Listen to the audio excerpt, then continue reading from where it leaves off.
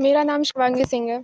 शिवांगी, ये बताइए कि उस दिन क्या कुछ हुआ था? क्योंकि जो वीडियो सामने आया है जी, उसमें बिल्कुल जब उसको शूट किया जा रहा था जी, प्रिया को, तब आप वहाँ खड़ी थी। जी, मैं वहाँ तो खड़ी थी। तो ऐसा क्या सिचुएशन बना, क्या सिनेरियो था, क्या आपने देखा था? एक्चुअली हुआ ये था कि उस दिन रोज़ की तरह मैं कॉलेज आई थी और मेरा ये था कि मेरा बैग लाइब्रेरी में था, मैं रख के अपने दोस्त को क्लास में छोड़ने आई थी।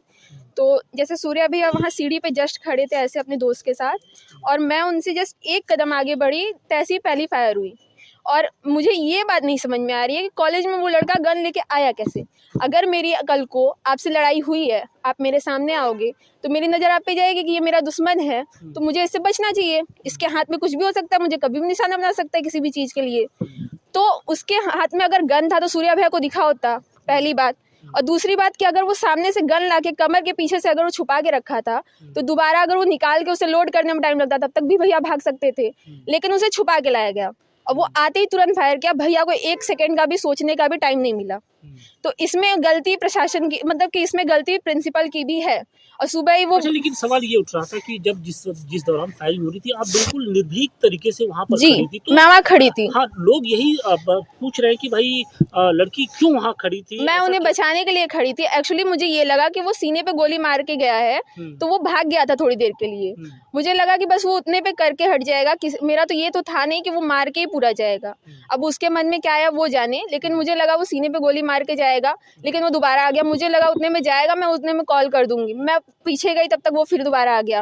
अब वो सीने पे गोली मार, अब वो सर पे गोली मार गया, तो उसमें हम क्या कर सकते हैं? लेकिन हम पूरी कोशिश की अपने बचाने की। अगर मेरे साथ 2-4 लोग और रहते तो शायद वो बच सकते थे। मेरी भी उसमें थोड़ी सी और हिम्मत हम दिखा देते तो शायद वो बच सकते थे।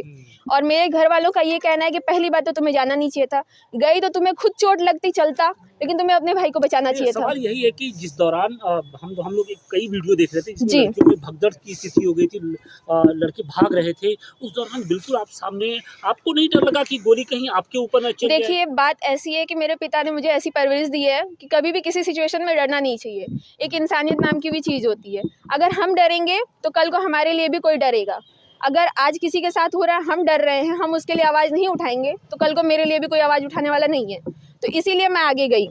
मंजीत, उस समय जब गोली चला रहा था तो खड़े देखा उसने? उसने मुझे देखा भी था। उसने यहाँ तक कि जो क्या नाम है, जो भाग रहे थे वीडियो में भैया थे, उनको भी 2 कदम दौड़ाया था। और उनके साथ जो एक भैया खड़े थे, उन्हें भी 2 कदम सीढ़ी की तरफ दौड़ाया। लेकिन उसके मन में ये था कि उन दोनों को दौड़ाने के चक्कर में सूर्या भी हाथ से ना निकल जाए, इसीलिए उसने फिर सूर्या भैया को भी निशाना लगा लिया। अच्छा, मंजीत के साथ और कौन था? दूसरा लड़का कहीं वीडियो में दिखाई नहीं पड़ा, वो क्या रोल था? वो कहाँ खड़ा था? वो मुझे नहीं पता वो कहाँ था। मैंने बस पहली गोली जब चली तो मुझे ये था कि कुछ बच्चे होते हैं, पटाखा वटाखा, ऐसा ही आवाज़ है, एकदम तीखा आवाज़। मैं पीछे मुड़ के देखी, मेरा पहला निगाह मेरा बंदूक पे गया भी नहीं था। मैंने पहले उसी को देखा, फिर मैंने उसे लोड करते हुए देखा जब सब भाग रहे थे। मैंने देखा, उसमें मेरा बस ये था कि मुझे कैसे भी करके बचाना है, लेकिन मैं नहीं बचा पाई, वो बात अलग है। लास्ट में मंजीत कुछ आपसे कहे? नहीं, वो कुछ कहे नहीं, लेकिन हाँ, वो ये बोल रहे थे कि अगर तुम बीच में आओगे तो तुम्हें भी नहीं छोड़ूंगा। एक टीचर भी आए थे हमारे पॉलिटिकल साइंस के, उनके अलावा और कोई टीचर भी आगे नहीं बढ़ा था। बस वही एक टीचर थे जो बोल रहे थे बचाने के लिए, आगे भी आए थे। बाकी सारे टीचर बस छुप के तमाशा देख रहे थे। और लास्ट में प्रिंसिपल ने अपनी गाड़ी देने से भी मना कर दिया था।